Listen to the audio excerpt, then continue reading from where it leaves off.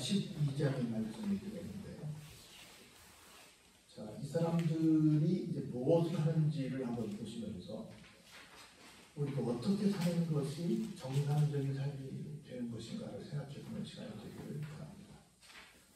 느헤미야는 포로로 끌려갔던 이스라엘 백성들이 돌아와서 다시는 이런 불행한 전철을 밟지 않겠다 하는 맥락에서 나라를 다시 재건하는 여러 가지 활동을 합니다.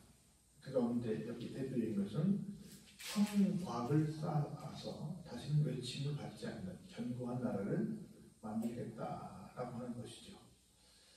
그래서 여러분이 아시는 것처럼 성곽을 쌓았고 또 사람들을 여기저기 살게 했고 또 지금으로 말하면 행정지 어떤 그런 면에서 편제를 짰어요. 그리고 누가 무엇을 하는지 지도자들을 세우는 역할까지 쭉 했습니다.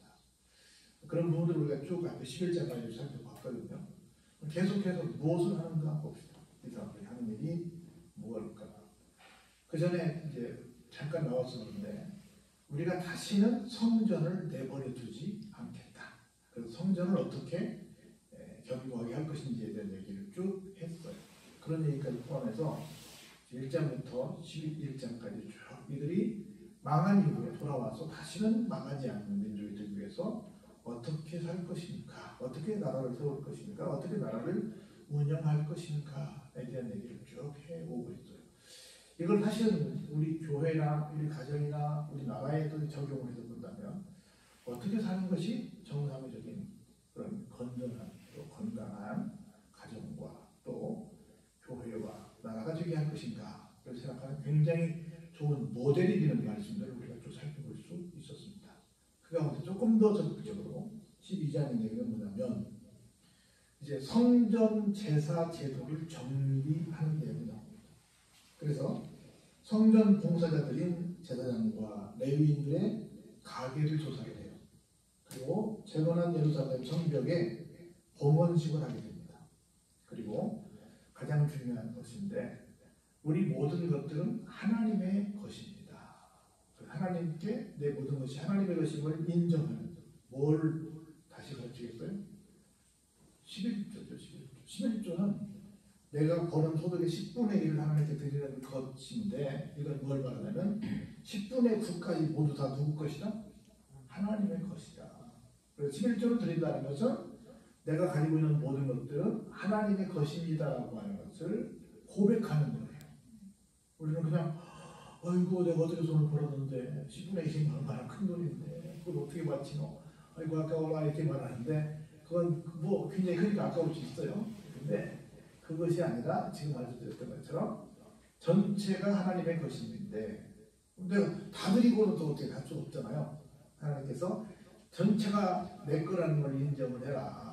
그러기 위해서 하나만 날 주고 9개는 하나님 내 거지만 너들 마음대로 써라. 이렇게 말씀을 하신 거예요.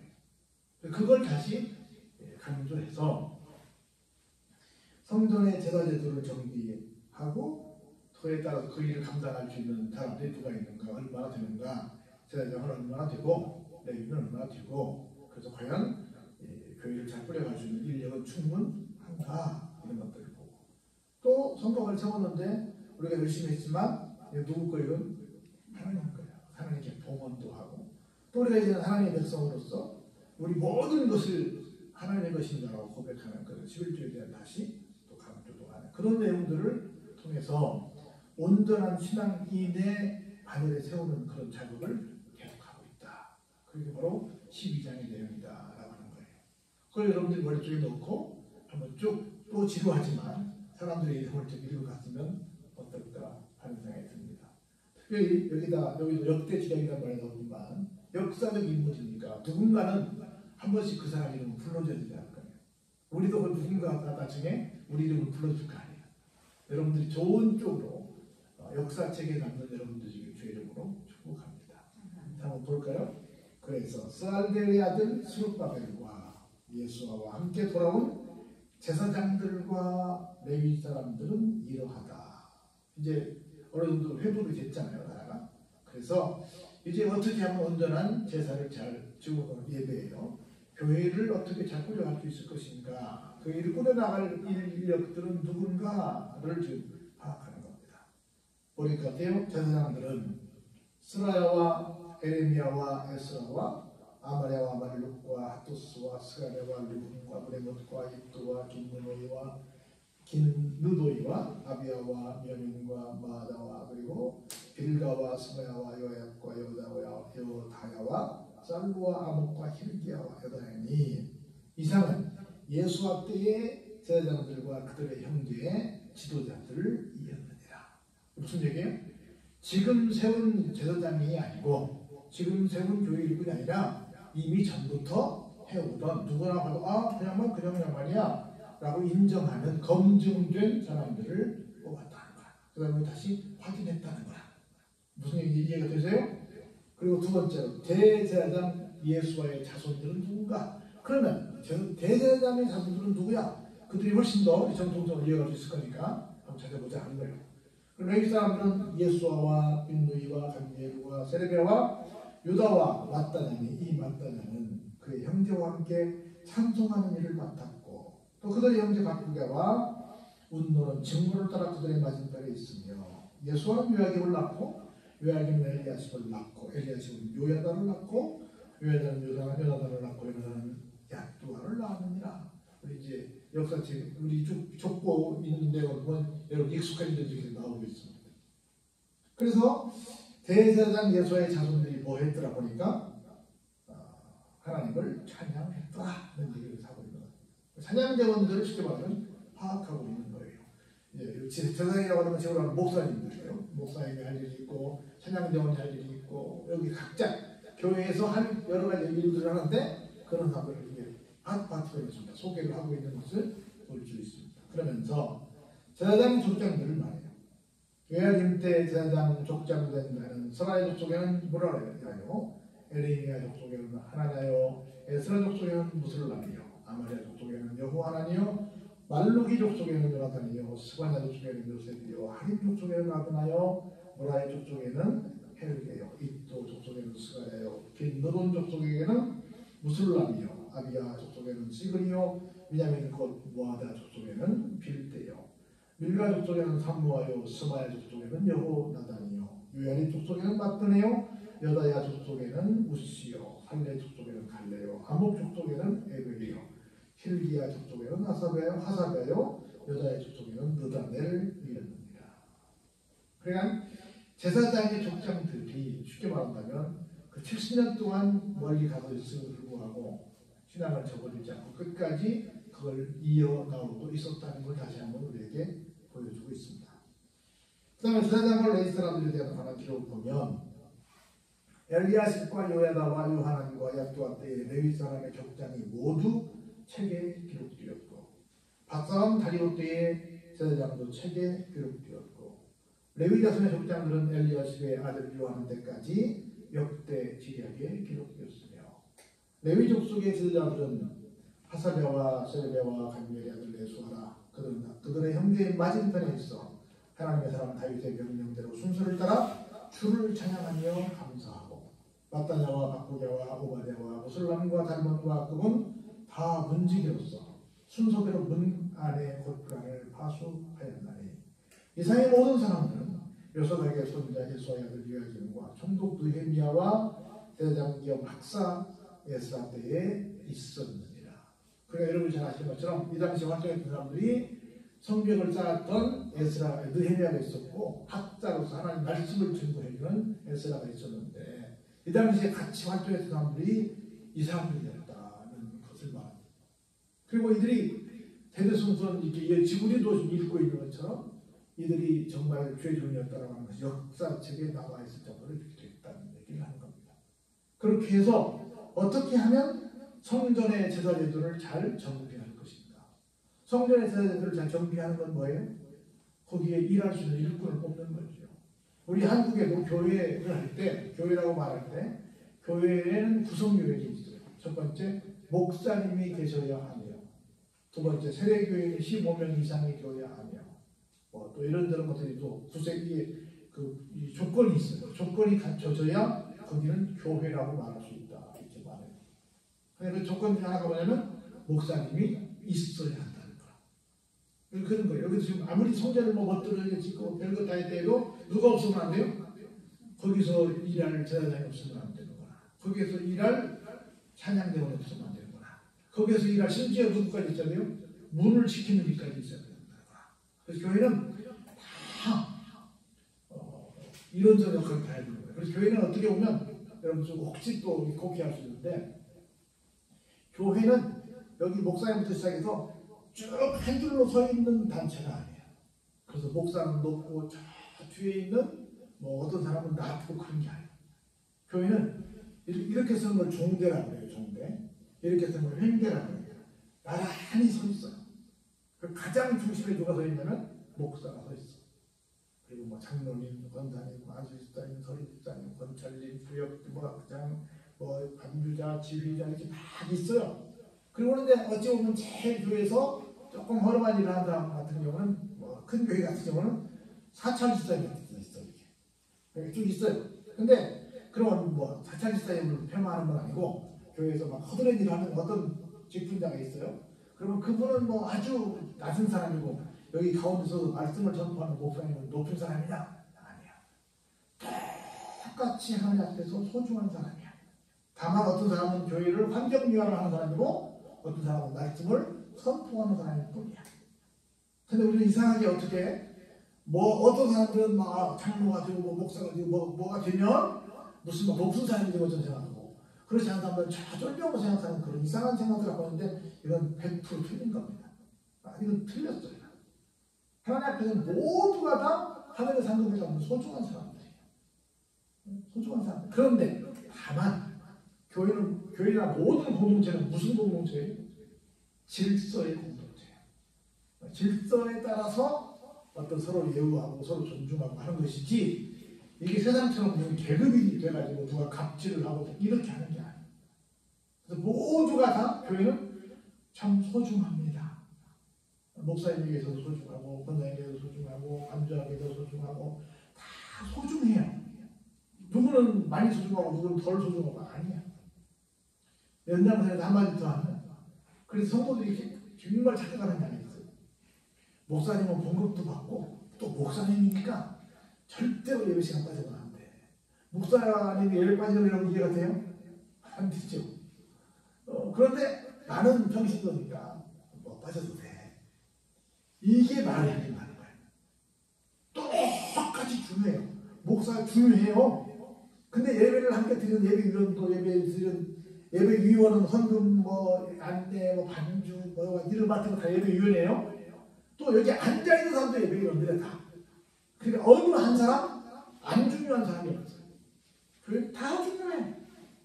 근데 사람들이 이상하게 나는 안 중요해 이렇게 하는 사람들이 있어요. 그렇지 않습니다. 모두가 중요합니다. 이것이 성전의 제사를 온전케 하는 거예요. 성전의 제사를 온전케 하는 거예요. 여러분들이 죽고 나서는 나는 절대로 예배를 받아서는 안 되겠다 하는 생각을 해야 되고 내가 뭔가 맡은 일이 있으면 죽고 나서는 나는 이 일을 해야 되겠다 라고 생각해야 돼요. 아니야 뭐 내가 목사님도 아닌데 뭐 아닙니다. 목사와 똑같이 중요합니다. 여러분 그거 기억하세요? 교회는 절대로 종대로 뭐 이렇게 서열대로 서 있는 게 아니라 횡대로 서 있어요. 역할만 다른 뿐이에요. 역할만. 어떤 경우는 여러분 보세요. 설교는 은혜를 끼치는 아주 중요한 수단이에요. 근데 어떻게 보면 어떤 사람들은 여러분 교회 안케이트를 조사해보면 목사님의 설교 때문에 나는 그 교회에 등록했어요라고 하는 사람보다 어찌 보면 성가대의 찬송이 은혜로워서 나는 그 교회에 등록했어요. 나는 더 많아. 굉장히 많아요. 앞에서 산정 리더들이 와서 사랑을 인도하는데 그게 은혜로워서 나는 그 교회에 등록했어요. 이런 사람도 굉장히 많아요. 그렇기 때문에 회중은 어디서 은혜를 받을지 몰라. 그러니까 목사님은 중요한 일을 하고 계시고 다른 찬양 인도하는 사람은 별로 중요한 일이 아니야. 아니야. 그건 틀린 말이야. 무슨 말인지 이해되세요? 그래서 온전히 여러분이 하는 모든 일들이 다 하나님 앞에 감동이 되는 거예요. 설교보다 어떤 사람의 기도 한마디가 훨씬 더 누군가에게 은혜를 줄 수 있어요. 아까 제가 여기 온양육동에 잠깐 다녀왔는데요. 한 달에 한 번 이상 자살이 일어나는 동네고요. 한 달에 한 번 이상. 근데 우리가 지금 매달 가서 한 달에 한 번 조금씩 갖고 버스킹을 하거든요. 근데 버스킹 한 이후에 현격하게 줄었대. 얼마나 박수만 하죠? 여기 박수만 하죠. 박수만 하죠. 근데 가오를 같은 그 주임이 보고하는 거. 한 달에 한 번씩 자기들도 막 스트레스 받는 거야.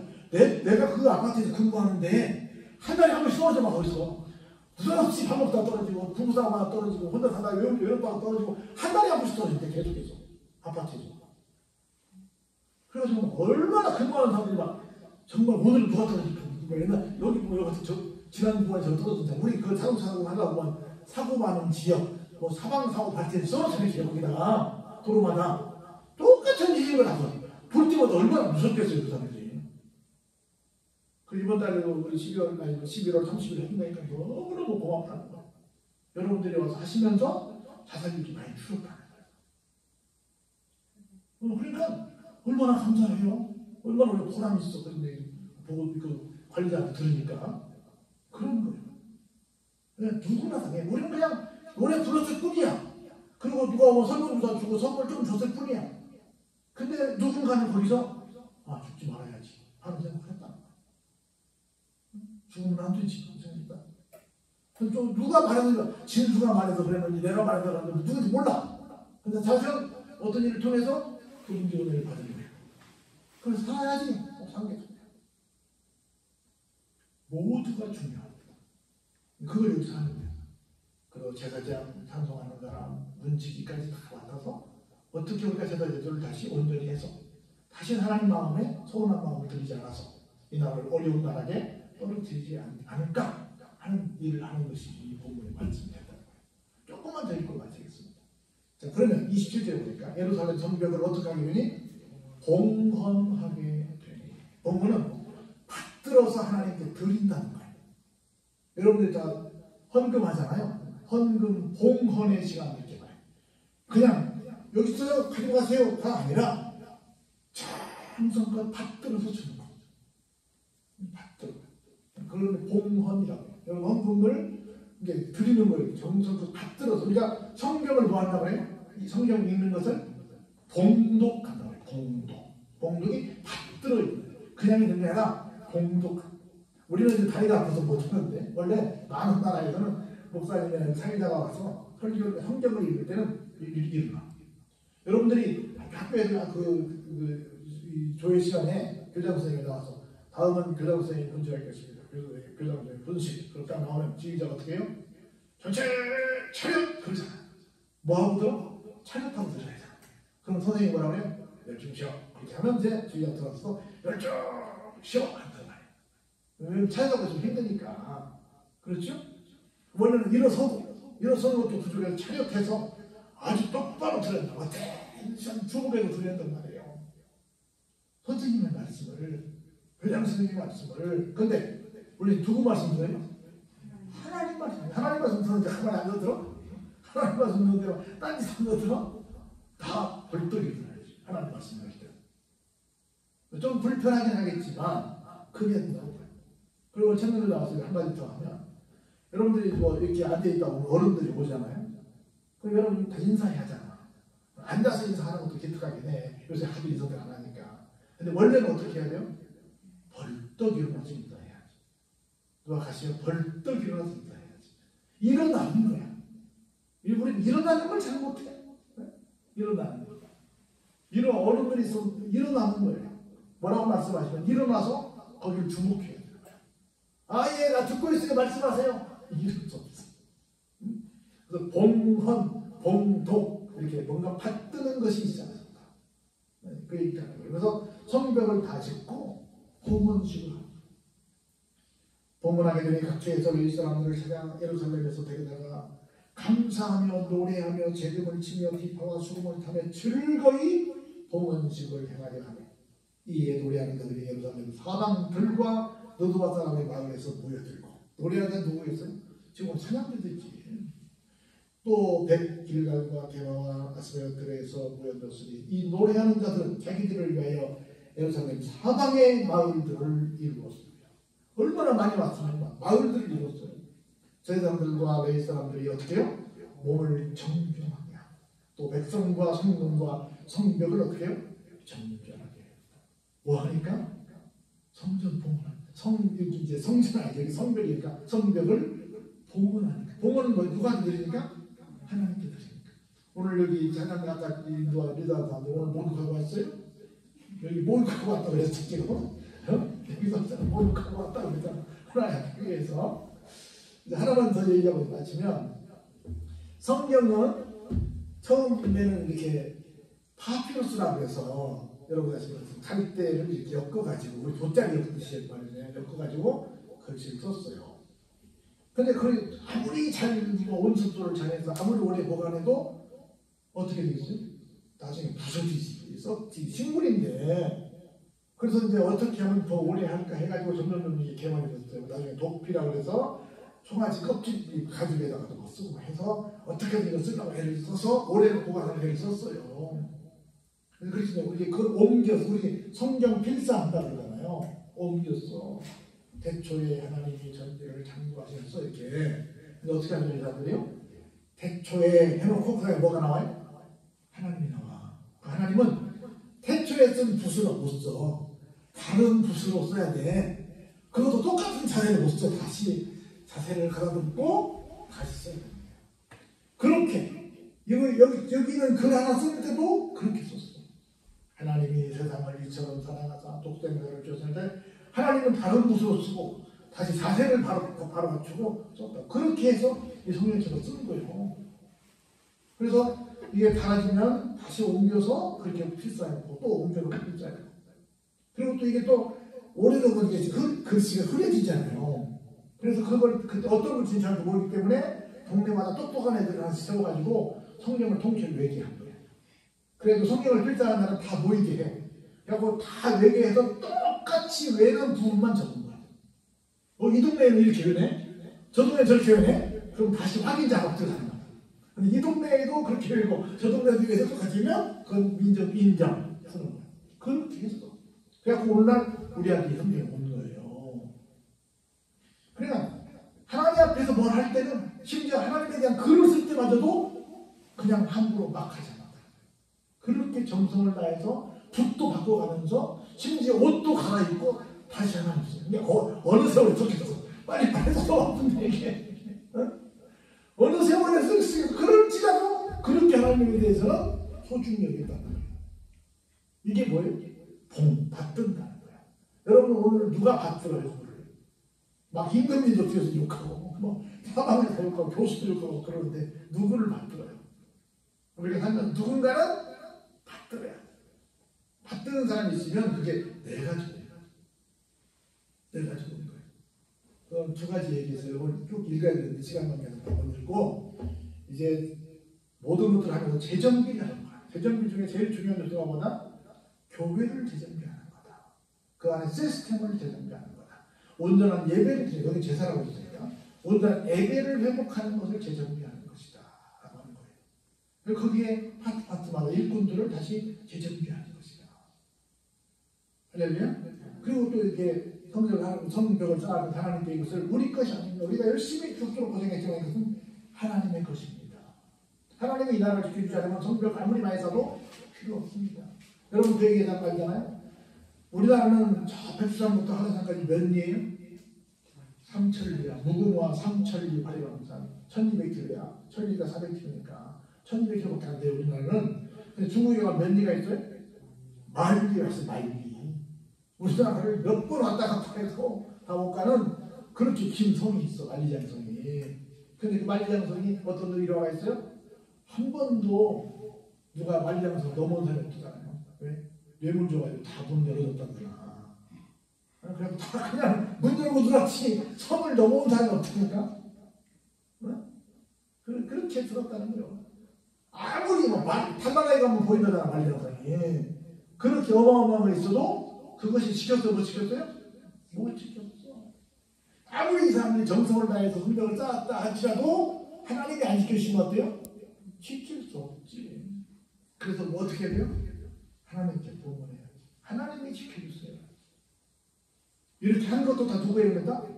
하나님 은혜다라고 하는 거죠. 그걸 고백하고 이런 마음대로 살아갈 때 이제 이 나라가 반석 위에 세운 나라가 될 수 있는 거라는 거죠. 우리도 어떤 마음으로 하나님을 섬길 것인지, 우리 인생을 어떻게 우리가 잘 정비해 나갈 것인지 생각하는 이 시간 되길 주의 이름으로 축원합니다.